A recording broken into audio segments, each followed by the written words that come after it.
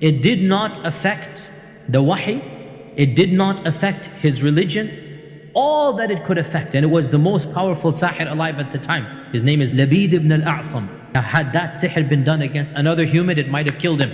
But our Prophet ﷺ, the effect was so minimal that he assumed he had done something that was halal. So even the effects of sihr were not haram. The imagination that he had was halal. So Aisha says that he made dua to Allah, and he made dua, and he made dua to Allah.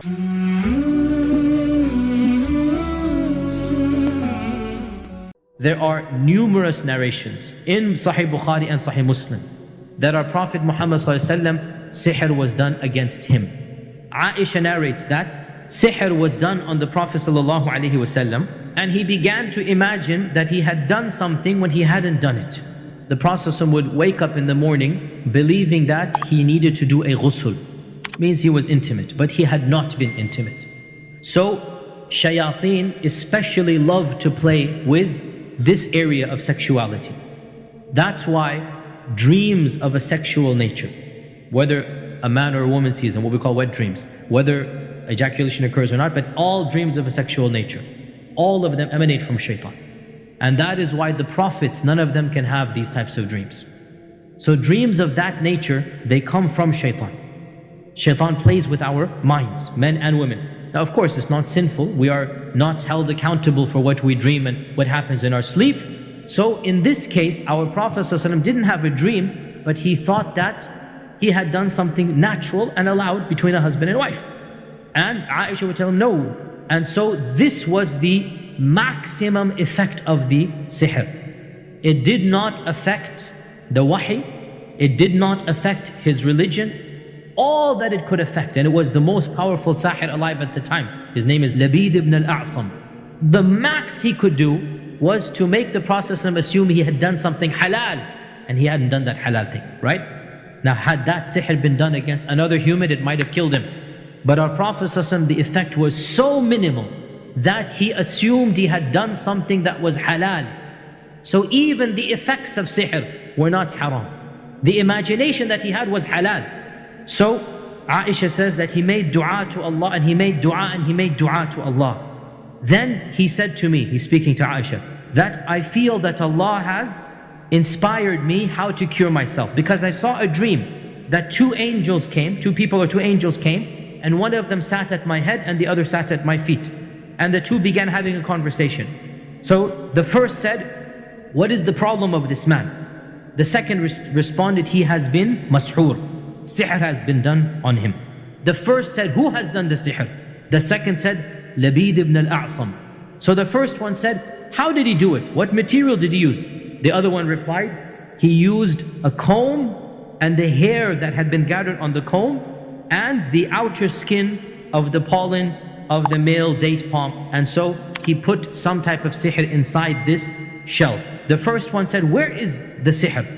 And the second one said, it is in the well of Dharwan. So the Prophet ﷺ went to the place of Dharwan, and he returned and he said to Aisha, the date palms of this well, they look like the heads of devils. And the water of the well is dark bloody. And Aisha said that, did you take out that magic with which the sihr was done? And the Prophet ﷺ responded in one narration, no. For Allah has cured me of that, and I am afraid that if I take it out, it might cause more harm if the people see it and whatnot. And so the well was ordered to be destroyed and covered up. We learn many things from this narration. First and foremost, that Iman and Taqwa in and of itself does not necessarily 100% protect you from sihr. Rather, it can minimize the effects of sihr. We also learn from this narration that most magic occurs by using some type of body parts of the one upon whom the magic is done. So the most common things used are hair and nails, and also clothing items. We also learn that one of the main ways to combat sihr is through dua to Allah, because Aisha says he kept on making dua, he kept on making dua. According to another hadith, the angels recited Surah Falaq and Surah Nas. And according to another narration, Surah Falaq and Surah Nas were revealed because of this occasion. So we learn therefore that Surah Al-Falaq and Surah Al-Nas are of the most powerful cures for sihr. And both Falaq and Nas basically directly or indirectly talk about sihr.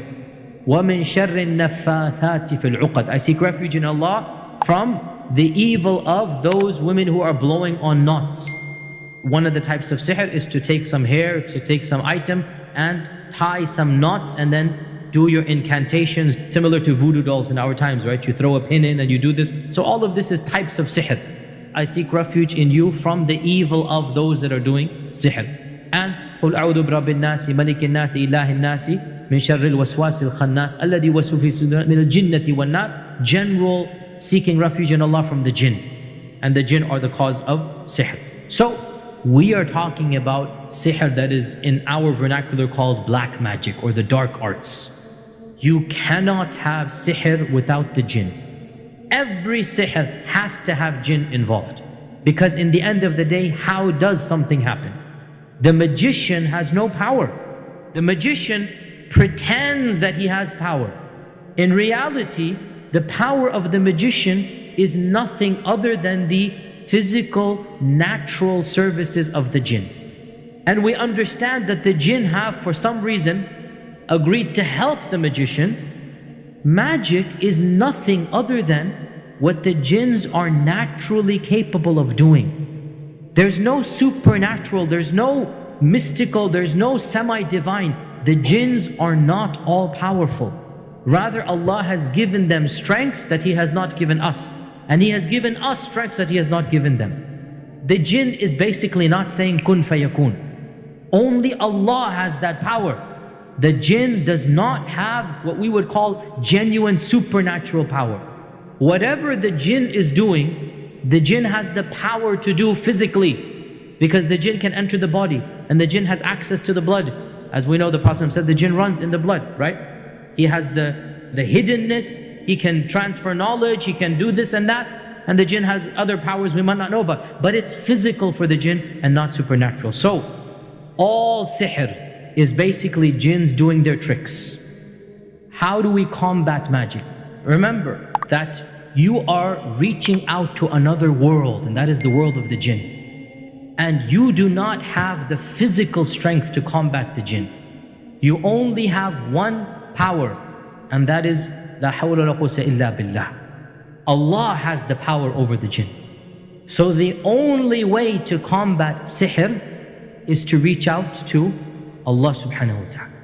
And Allah can nullify the sihr like He did to our Prophet sallallahu alaihi wasallam. And the power of the Quran is the most effective in eliminating the jinn. The jinns literally burn when they hear the Quran. And especially the surahs that the Prophet ﷺ told us are extra special. Fatiha, Ayatul Kursi, the last verses of Surah Al-Baqarah, the entire Surah Al-Baqarah, our Prophet ﷺ linked it to combating sihr. Falaq and Nas, right? All of these are especially powerful in combating sihr. Never, ever, ever fight magic with magic, because it'll only get you more magic, more sihr. Some of the things are okay to do, inshaAllah ta'ala, not a problem. So to write the Quran, and it has to be Quran, and put it in water to drink, not a problem, inshaAllah ta'ala. To blow the Quran onto something and give it to you, again, if it's the Quran, not a problem as well. Even to write Quran, as long as it is Quran, and put it on the body, but you have to read it, make sure it is entirely Quran. All of it has to be Quranic or adhkar.